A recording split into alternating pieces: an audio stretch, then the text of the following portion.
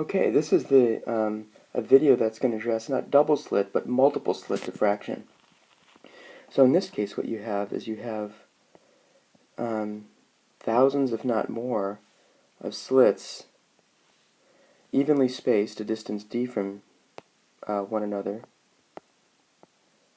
all along an opening. And what's true about this that's different from double slit diffraction is that d for multiple slit diffraction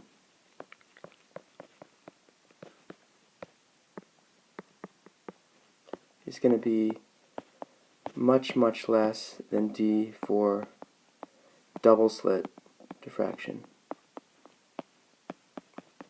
There's also a lot more slits too. There's, as I said, thousands.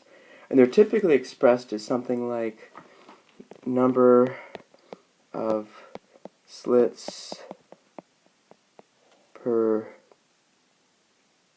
centimeter, let's say, or millimeter. So there might be 1,000, let's say 1,000 slits per centimeter, for example. You need to find what the spacing is between each slit, and that would be 1/1000th. So in this case, go to a new slit.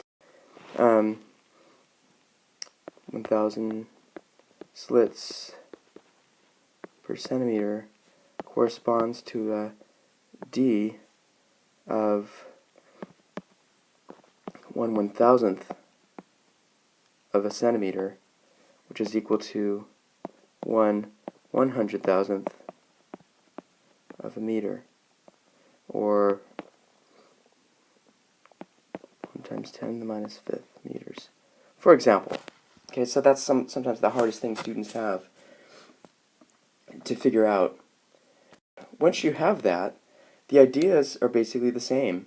When you have multiple slits on a wall or something like, or in a slide, let's say, you have light emerging from each of the slits that's going to interfere both constructively and destructively at a distant point with light from the other slits. And again, we're going to assume that these are that the spacing here, x, is much, much larger than slit spacing, or even than all of the slits together. That's not a far-reaching assumption, although in this case it's exaggerated, so they don't look parallel. But it's for the same reason talked about earlier. And then the position of the bright spots is given by the same relationship. You could go through and do the same argument that I went through, that you can look at again now if you want, but what you're going to have is that d times sine theta equals n lambda. Okay, so this is the relationship that's going to tell you where the bright spots are. This is where the bright spots are located.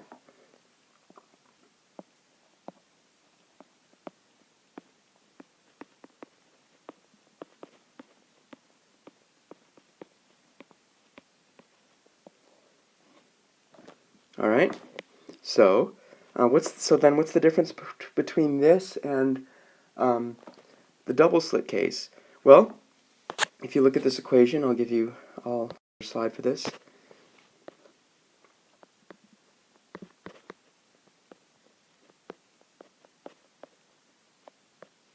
Remember, n is an integer, lambda is the wavelength, d is the spacing between the slits, and theta is the angle measured from the center point directly across from the slits, either up or down or left or right, depending upon how you orient your slits. What this is telling us is when d is small,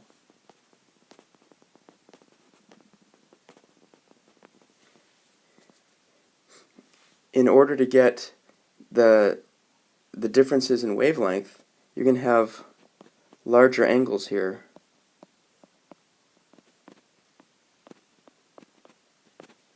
than in double slit case.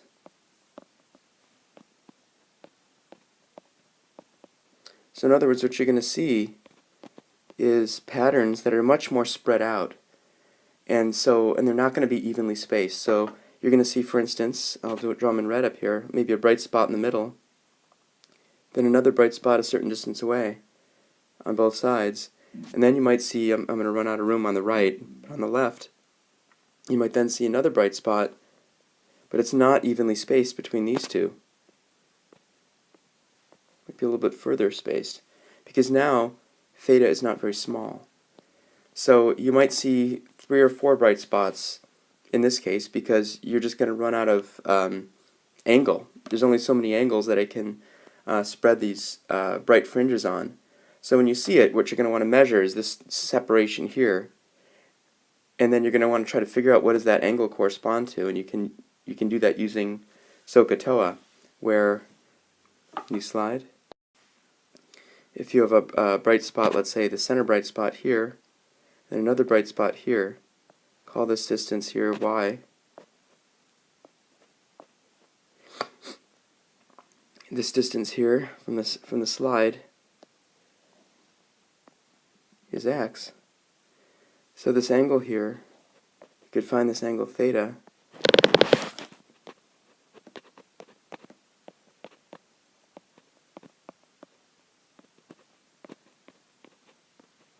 Where y is the distance between the two bright spots, that's this, and x is the distance from your slide to your screen.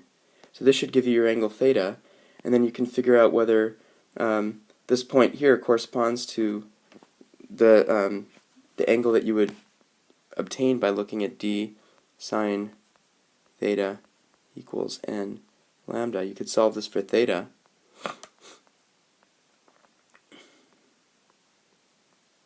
By taking the inverse sine of this quantity here, finding the angle theta, and then seeing if that corresponds to the position y that you came up with, or that you measured when you see the bright fringe. So when you do this in lab, it may make more sense, but this tells you the relationship for multiple slits and how to find the spacing between the bright spots and how to interpret that in terms of the slit spacing d. Okay.